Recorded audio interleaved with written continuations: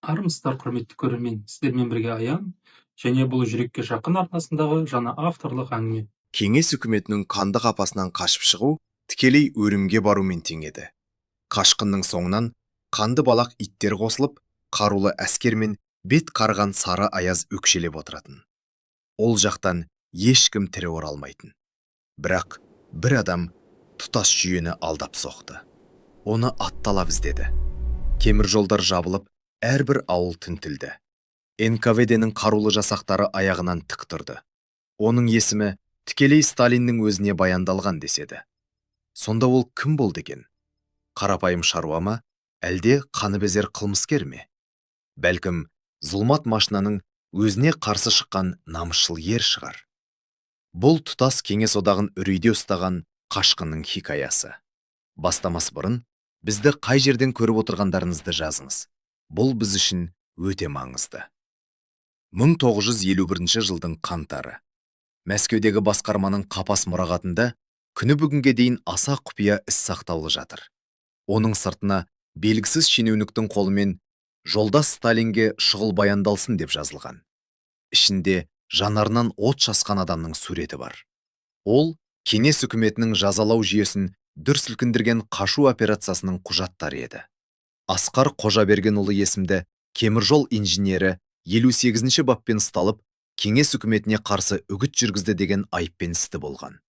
Ол әлемдегі ең мықты жазалау машинасы да ұстай алмаған елеске айналды.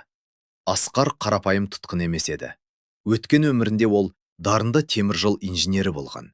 Қазақ даласындағы Түрксіб магистралін салған мықты маман еді.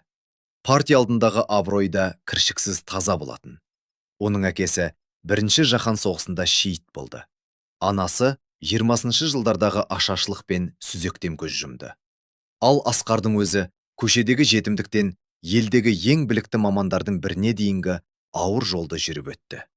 30-шы жылдары ол Түркістан Сібір темір жолының құрылысына қатысты.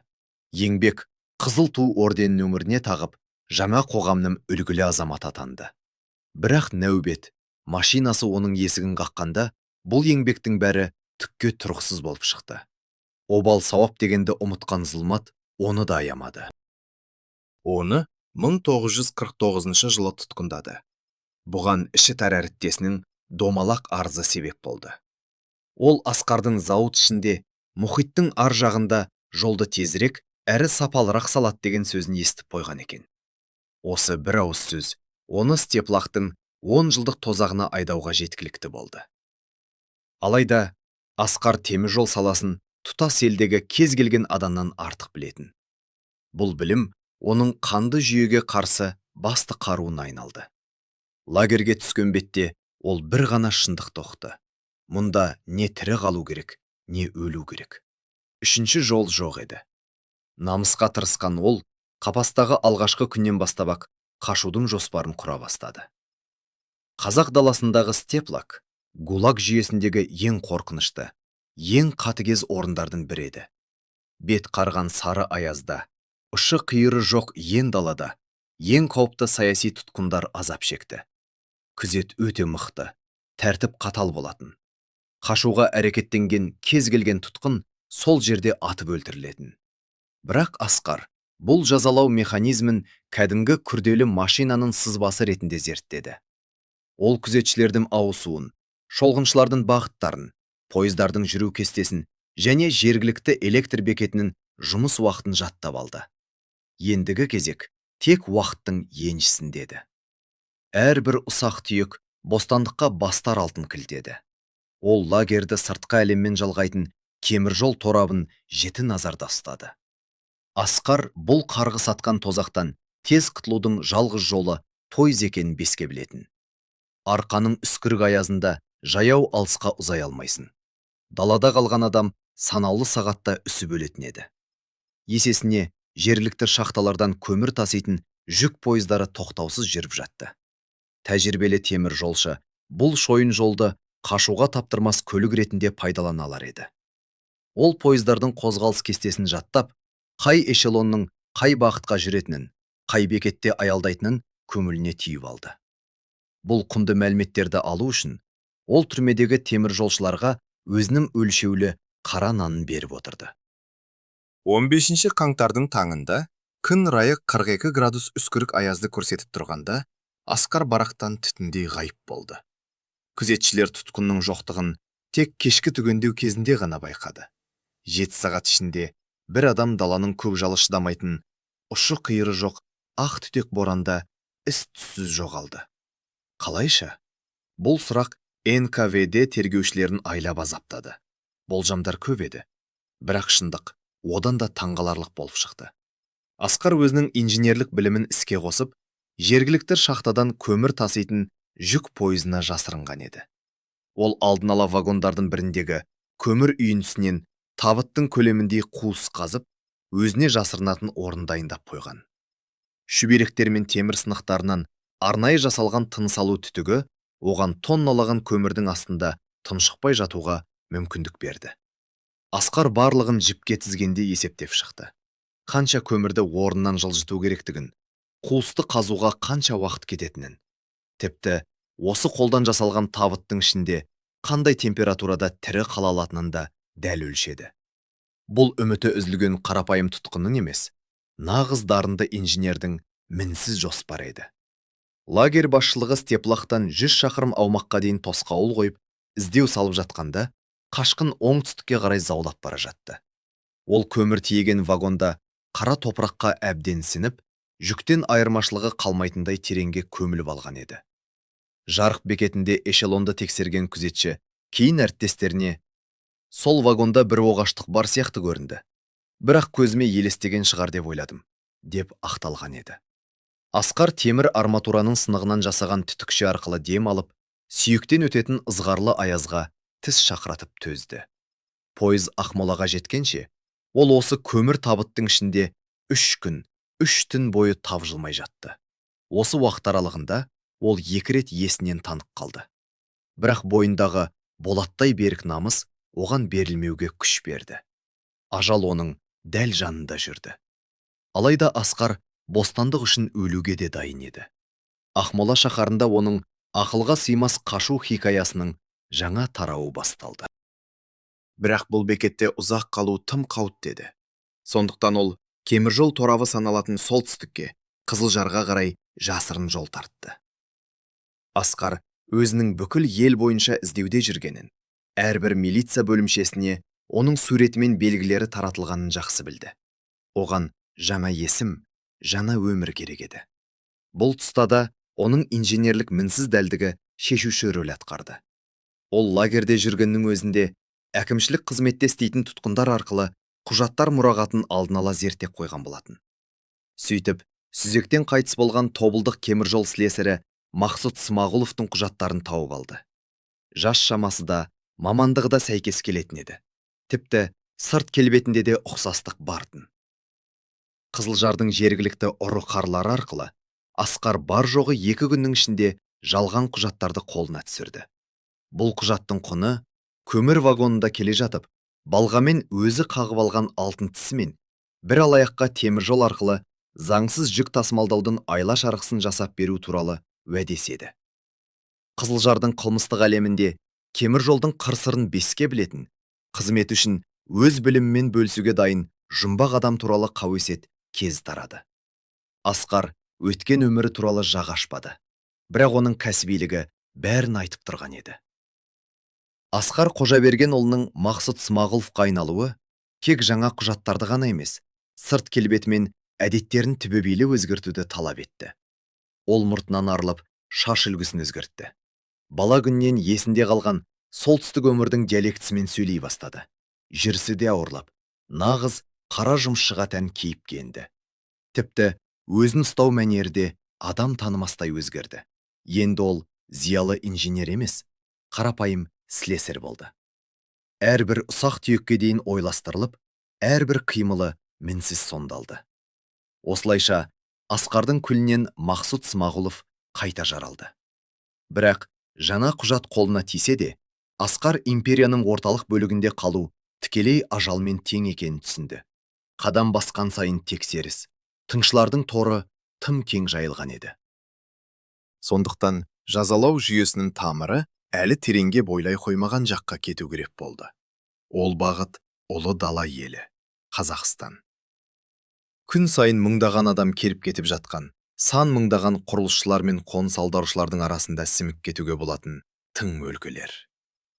Мақсұт Смағұлов Алматыға билет сатып алып, империяның шетінде жаңа қоғам құрып жатқан миллиондаған халықтың арасына сіңіп кетті.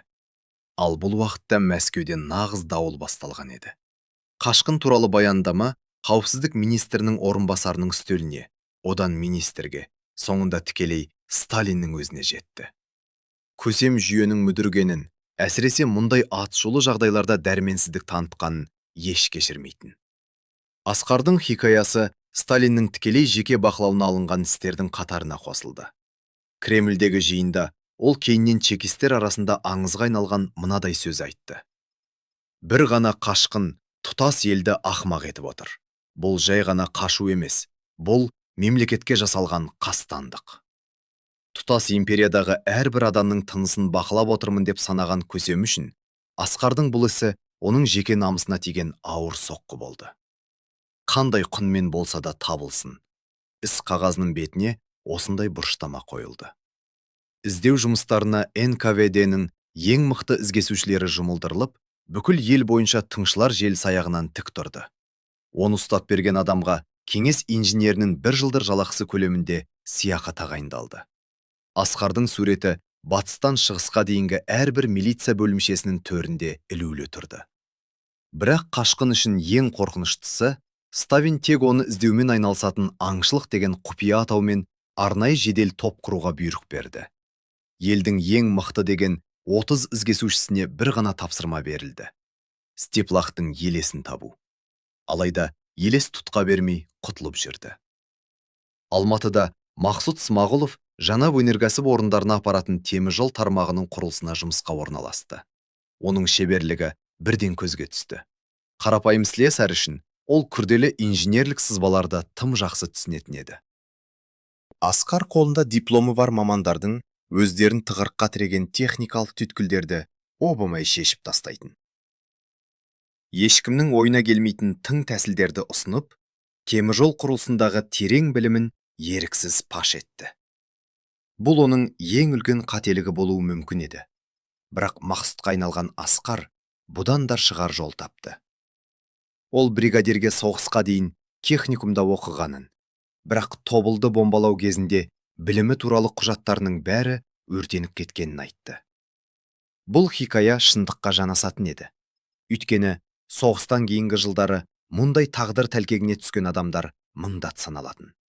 Оның үстіне, оның білімі құнды болған соншалық, басшылық ресми құжатының жоқтығына көз жұма салды.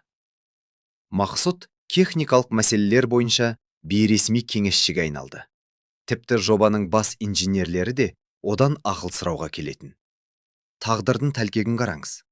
Бүкіл ел болып іздеп жатқан қашқын, мемлекеттік маңызы бар стратегиялық нысанды салуға көмектесіп, ол үшін басшылықтан алғыс алып жүрді. Оның еңбек кітапшасында мақтаулар мен сияқылар туралы жазбалар пайда болды. Ал дәл осы кезде Мәскеу тарапынан іздеу жұмыстары шегіне жетіп, жанталасқа ұласқан еді. НКВД жасақтары әрбір қаланы, әрбір ауылды тінтіп, миллиондаған қарапайым халықтың құжаттарын тексерді. Қашқынға сәл де болса ұқсайтын ондаған адам тұтқындалды. Зұлматтың жертөлелерінде Асқарға бет әлпеті ұқсап қалғаны үшін ғана сорлаған қаншама жазықсыз жандар отырды. Тергеушілер олардың қашу ісіне қатысы жоқ екеніне көз жеткізгенше, кейбіреулері абақтыда айлап азап шекті. Тұтас жүйені үрей мен күдік жайлады. Құрылыстағы әрбір жаңа жұмысшы, шалғай аймаққа келген әрбір бейтаныс адам баскесер қашқын болуы мүмкін деген қорқыныш бәрінің есін алды. Тергеушілер қашудың әрбір егжей-тегжейін зерттеп, Асқардың әрекет ету логикасын түсінуге тырысты. Олар қашқынның темір жолды пайдаланғанын дұрыс болжады. Бірақ Вологдадан әрі қарай ізін таба алмады. Мәскеудегі қауіпсіздік басқармасының мұрағатында тергеу материалдарына толы жүздеген іс қағаздары пайда болды. Ықтимал бағыттардың сызбалары, қашқынның психологиялық портреті. Ол байланысқа шығу мүмкін адамдардың тізімі жасалды. Сарапшылар Оның келесі қадамын есептеп шығаруға тырысқанмен, Асқар үнемі күтпеген жерден табылатын. Ол қарапайым қылмыскерде емес, арнайы қызметке еш қатысы болмаса да, нағыз кәсіби барлауштай әрекет ететін. 1951 жылдың көктемінде қашқынның тағдырын шешуі мүмкін қауіпті оқиға орын алды. Мәскеуден Алматыға стратегиялық маңызы бар теміржол тармағының құрылысын тексеру үшін арнайы комиссия келді. Комиссия құрамында адамның түрін бір көргеннен жаттап алатын ерекше қабілеті бар НКВД полковнигі Уәли Құрманғалиев бар еді. Ол аңшылық тобының жетекшілерінің бірі болатын. Уәли осыдан 2 жыл бұрын Асқарды тұтқындауға тікелей қатысқандықтан, оның бет әлпетіндегі әрбір сызыққа дейін жатқа білетін. Құрманғалиев ізгесушілер арасында тірі аңыз еді. 20 жылдық қызметінде ол бірде-бір ірі істі сәтсіз аяқтап көрмеген. Адамды ең елеусіз іліктер арқылы тауып алатындықтан, оны жұрт тазы деп атап кеткен. Құрылыс басын аралап жүрген полковник кездейсоқ слесарь Мақсұтқа көзі түсіп, кілт тоқтады. Бұл адамның пішінінде бір таныс бейне бар сияқты көрінді. Ерекше жанары, басын ұстау мәнері, тіпті жүрісіне дейін тәжірибелі чекистің жадындағы ескі естелікті оятты.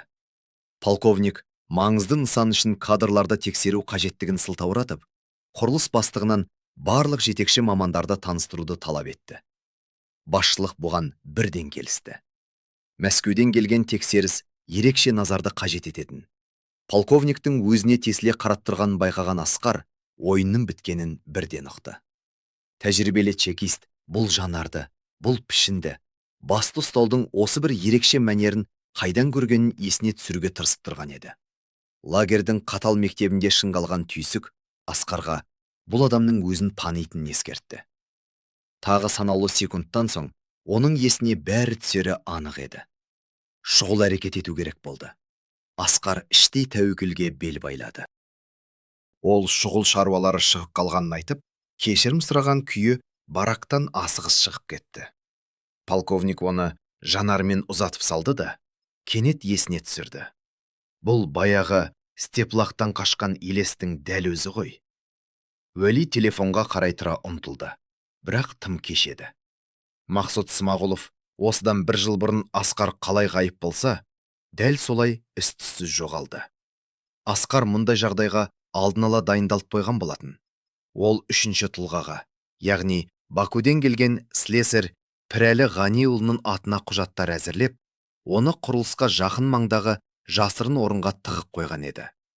Қарулы топ келгенге дейінгі жарты сағат ішінде ол Пірәліге айналып, Ташкентке баратын пойызға отырып үлгерді.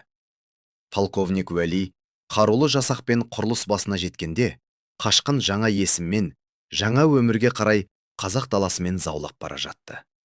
Бұл сәтсіздік шыдамның шегіне жеткен соңғы тамшы болды. Сталин қауіпсіздік министрін жеке шақыртып, түсініктеме талап етті. Бір ғана адам тұтас жүйені қалайша ақымақ етеді? Тыңшылар қайда? Ақпарат берушілер қайда? Кеңес арнайы қызметінің мақтан тұтатын мықтылығы қайда? Бұл жиында Сталиннің ашудан қанталаған көзінен от шашып тұрды. Ол қашқынның осыншама уақыт бостандықта жүруіне жол берген басқарма жұмысындағы барлық олқылықтарды табуды бұйырды. Бүкіл ел аумағында НКВД қызметкерлерін жаппай қамау толқыны жүріп өтті. Біреулерді салғырттығы үшін айыптаса, енді біреулерді халық жауына болысты деп соттады. Асқардың ісі жүйелік күйреудің символына айналды. Іздеу жұмысына қатысы бар әрбір қызметкер өз желкесінен лагердің ызғарлы демін сезінді. Ал бұл уақытта елес өз жолын жалғастыра берді. Ол Алматыдан Ташкентке, одан Самарқанға, сосын қайтадан қазақ жеріне бет алды. Асқар тоқтаусыз қозғалу, құжаттарды, мамандықты, тіпті сырт келбетті ұдайы өзгертіп отыру керектігін жақсы түсінді. Ол сақал қойып, жүрісін өзгертті. Өзбек ағайындардың мәнерімен сөйлеуді үйренді. Самарқанда ол көне мешіттерді қалпына келтіруші шебер болып жұмыс істеді. Инженерлік дағдылары бұл жерде де кәдеге жарады. Оның математика мен материалдар кедергісін терең білуі 14-ші ғасырдың күмбездерін қайта тұрғызуға көмектесті. Шымкент қаласында жалған білім құжаттарын жамылып, техникалық училищеде сабақ берді. Әрбір бірнеше ай сайын жаңа өмір, жаңа хикая. Алдарында Кеңес одағындағы ең көп іздеуде жүрген адам тұрғанын үш ұйықтаса түсіне енбейтін жаңа адамдар. Асқар жасырын жағдайда аман қалудың өзіндік қайталанбас жүйесін қалыптастырды. Ол ешқашан бір жерде жарты жылдан артық тұрақтамады. Ешқашан жақын дос арттырмады. Үнемі алдын ала дайындалған қашу жоспарымен жүрді. Барған әрбір қаласында кемежол бағыттарын зерттеп, құжат жасауға көмектесе алатын адамдарды тапты. Өзінің келуін ақтайтын сенімді аңыз құрастырды. Асқарды ешкім арнайы оқытпаса да, ол конспирацияның, яғни жасырыну өнерінің нағыз хас шеберіне айналған еді. Жан сақтау түйсігі мен инженерлік ұшқыр ойы оны нағыз кәсіби астыртын әрекет етушіге айналдырды. Жылдар жылжып өтіп жатты. Оның ізі суып, мүлдем құрдымға кетті. 1953 жылы Сталин көз жұмды. Бірақ қашқынды іздеу жұмыстары тоқтамады. Іс мемлекеттік қауіпсіздік комитетінің, яғни КББ-нің қолына өтіп, жаңа қарқынмен қайта қолға алынды. Жас чекистер әрбір ілікті жаңа әдістермен зерттеді. Қашқынның психологиялық бейнесін жасап, ықтимал бағыттарын талдады. Қашқын әрекетінің есептік үлгілері жасалып, іске ең мықты сарапшылар мен ізгесушілер жұмылдырылды. Алайда Асқар үнемі олардан бір қадам алда жүретін. Ол соңына түскен аңдушылардың айла тәсілін олардың өзінен де артық меңгеріп алған еді. Құрыққа түсер шақта ол үнемі ғайып болып отырды. Артында тек бұлыңғыр іздер мен куәгерлердің қарама-қайшы сөздері ғана қалатын. 1957 жылы қауіпсіздік мұрағатында күтпеген жерден жұмбақ хат пайда болды. Онда беймәлім автор оқиғаның осыдан 5 жыл бұрын болғанын айтып, Асқар өлген. Ол 1952 жылдың қысында бетпақдалада үсіп өлген. Іздеуді тоқтатыңдар, деп жазған еді. Хатта ешқандай қол таңба да, мөр де жоқтын. Бірақ жазуды зерттеуші мамандар оны техникалық білімі бар адамның жазғанын растады. Оның үстіне сөйлем құрылымы мен техникалық терминдері бұл хаттың авторы қашқынның дәл өзі деген ойға жетелейтін. Біреулер мұны істі жау, тыныш өмір сүру үшін қашқынның өзі әдейі ұйымдастырған айласы деп топшылады. Басқалары бұл хатты кәдімгі арандатушылық деп санады. Дегенмен, осыдан кейін іздеу жұмыстары шынымен де бәсеңдеді. Бәлкім, зұлмат жүйе ұстатпас елесті қуалаудан әбден шаршаған болар. Асқардың есімі құпия құжаттарда соңғы рет 1964 жылы көрінді. Сұңқар лақап аты бар тыңшы Каспий жағасындағы Гурьев портынан хабар берді. Ол іздеудегі қашқынға ұқсайтын адамды көргенін, оның портта жүк тасушы болып істейтінін және жергілікті халықтың тілінде мүдірмей сөйлейтінін жеткізді. Бірақ жедел топ портқа жеткенде, сипатталған жүк тасушы ізін суытып үлгерген еді. Тағы да із кесілді. Тағы да жұмбақ күйінде қалды. Бәлкім ол Асқар емес, жай ғана кеңес тарихындағы ең атшулы қашқынға ұқсап қалған бейбақ жан шығар. Ол жағы беймәлім. Асқар Қожабергенұлының тағдыры туралы тарихшылар әлі күнге дейін дауласып келеді. Біреулер оны қашқаннан кейінгі алғашқы айларда арқаның сары аязында шынымен де үсіп өлген деп санайды. Өйткені жалғыз адам үшін даланың қысы тым қатал еді. Енді біреулер оның инженерлік дарыны мен болаттай берік намысы аман қалуына септігін тигізді деп сенеді. Ұлан ғайыр империяның бір түкпірінде бөтен есіммен ұзақ ғұмыр кешті деп біледі. Тіпті шекарадан асып кетті дегенде болжам бар. Бірақ бұл сөзді растайтын бірде-бір құжат жоқ. Кейбір зерттеушілер Асқарды ақыры қауіпсіздік комитеті құпия түрде өз қатарына қосып, кеңес барлау қызметінің аса жасырын тыңшысы етті дегенді де алға тартады. Қауіпсіздік мұрағатында Асқардың ісіне қатысты құжаттар әлі күнге дейін сақтаулы жатыр. Жүздеген беттен тұратын хаттамалар, суреттер, тыңшылардың мәліметтері мен ықтимал бағыттардың сызбалары шаң басып жатыр. Бірақ істің ең басты беті сол күйі бос қалды. Ол жерде тұтқындалды, немесе мәйіті табылды деген жазу тұру керек еді. Оның орнына қызыл сиямен жазылған іс тоқтатылды, қайда екені белгісіз деген белгі ғана тұр. Бұл сөздер әлемдегі ең мінсіз қадағалау жүйесіне қарсы шыққан қайсар жанның соңғы белгісіндей болып қалды. Ол тарихпен ойнаған ажалды тығылмабақ ойынында жеңіп шықты. Бәлкім, Асқар Қожабергенұлы қазақ даласының бір түкпірінде бөтен есіммен ұзақ ғұмыр кешіп, зулаған пойыздарға қарап өткенін еске алатын шығар. Немесе кеңес дәуірінің құпиясын ішіне бүккен суық топырақтың бір бөлшегіне әлде қашан айналып та кеткен болар. Ол жағы бір Аллаға ғана аян. Бірақ оның хикаясы қалды. Бұл миллиондаған халықтың жүрегіне үрей ұялатқан, қандықол жендеттерді қорқытқан намысшыл ердің тарихы. Болаттай берік жігері бар бір ғана адамның тұтас империяны алдап соға алатынын көрсеткен ұлы дастан осымен аяқталады.